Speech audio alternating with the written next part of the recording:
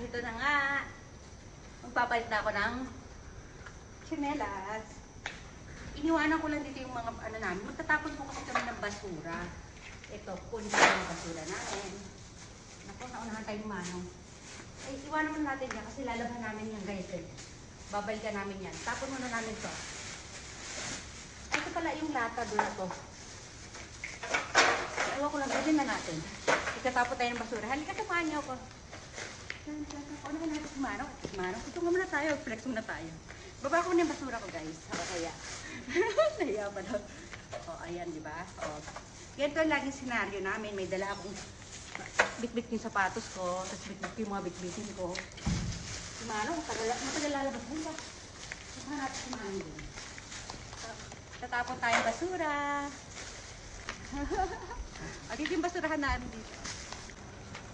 Yan, charan! Lata. Sige na, babay.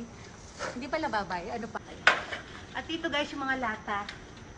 Dito ka, lapit ka kaya dito. Ito, yung mga lata dito. At yung basura, hindi ko na alam kung saan. Doon. Ayan. Ayan. Ah, di ba? Nakapagtapon na tayo ng basura.